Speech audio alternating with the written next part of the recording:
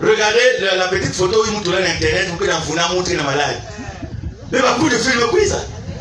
Le président dans quel hôpital il a fait un AVC.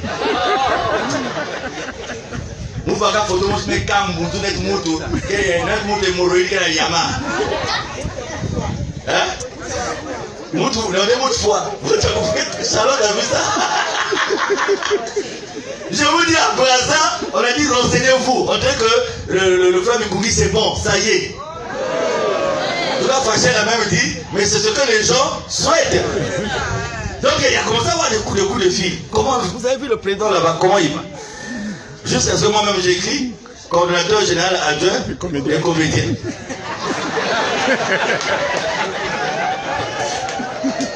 Là vous voyez ma porte Kilengi. En attendant, il lui est arrivé. Quand vous voyez la photo là, vraiment il fait peur. Donc vous dites, ah le président qui est sur ça, bon, chacun de nous a ses techniques. Mais, responsable Moulin, peut-être que prochainement, on va seulement faire comme on faisait avant. Et voilà. Maintenant, le compte rendu financier qu'on vous fait chaque début d'année, Moulin, on va vous le faire. C'est pas qu'on n'a pas la volonté de ne pas. On va vous le faire. J'ai toujours souhaité pour un point financier qu'on aille dans un endroit qui est un peu éloigné. On en parle, on pose des questions. Le point financier de l'année 2018, il est prêt. Et donc, vous l'aurez. Nous aurons une retrouvaille, vous l'aurez, on va discuter, on va vous dire, voilà ce qu'on a dépensé et tout. Mais ce que je continue à vous dire, mes frères et sœurs, soyez tranquilles. Personne ne vole votre argent. On a peut-être des erreurs. Les erreurs, c'est quoi? On peut aider quelqu'un qui avait une aide sociale aujourd'hui. Et on n'a pas aidé quelqu'un qui avait un problème beaucoup plus important. On appelle ça des erreurs de... Pourquoi vous avez fait le colocoto pour celui-là?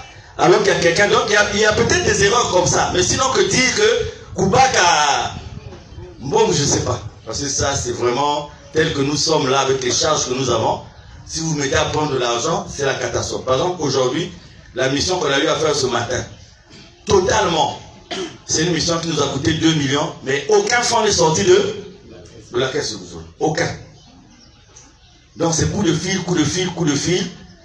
Et même pourquoi on ne dit pas que c'est le président qui a pris cet argent, c'est ceux qui sont partis qui gèrent. J'ai maintenant des techniques aujourd'hui. Quand vous voyez par exemple la conférence de presse, celui qui est responsable de ça, c'est lui qui ordonne les dépenses. C'est lui qui suit les recettes. Et à la fin, il fait le compte.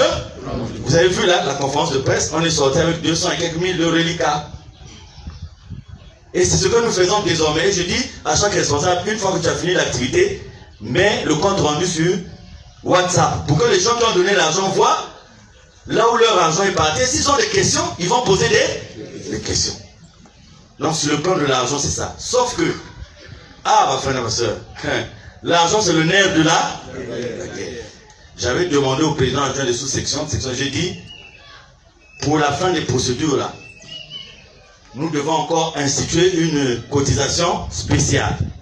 Et j'avais demandé que chacun de nous donne 3000 francs. C'est-à-dire des 1000 francs qu'on avait déclarés au départ.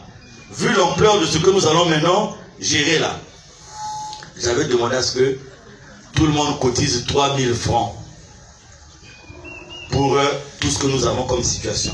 Et c'est la même demande que je fais à tous les membres confirmés. Celui qui a moins, qui ne pourra pas trouver, Dieu sait. Celui qui n'en a pas aussi, Dieu sait. Celui qui peut trouver plus, Dieu sait. Mais je dis que sans argent, on ne peut absolument rien. Je parlais ce matin, on ne peut pas trouver 2 millions dans la caisse. J'ai appelé les gens, on s'est arrangé. Chacun de nous a sorti. Mais vous savez, quand quelqu'un vous donne de son propre gré, souvent vous êtes gêné d'aller lui dire, est-ce que tu ne peux pas nous? Ça devient maintenant comme une contrainte. Il faut laisser les gens donner de leur propre. Sinon, vous savez que lui là il donne, chaque fois que vous allez vers lui, vous allez casser son élan de générosité, comme dit papa. Donc, il y a cet effort encore à faire, de trouver 3000 francs. Et ceux qui n'ont pas ça, si vous faites l'effort d'être à jour dans les cotations statutaires, c'est une façon d'aider aussi à régler le problème. Si vous faites un effort d'être à jour dans ce que nous avons de statutaire, déjà ça va nous aider. Parce que je disais au président de section d'arrondissement, chaque année qui vient, et chaque mois qui passe là, si le semestre là n'existait pas, on serait foutu. Vous voyez, le semestre là, ils payent leur salaire. Mais il arrive des périodes dans les vacances. Par exemple, aujourd'hui, pardon, c'est une bonne période. J'ai fait par exemple le compte à ma clinique en Goyo.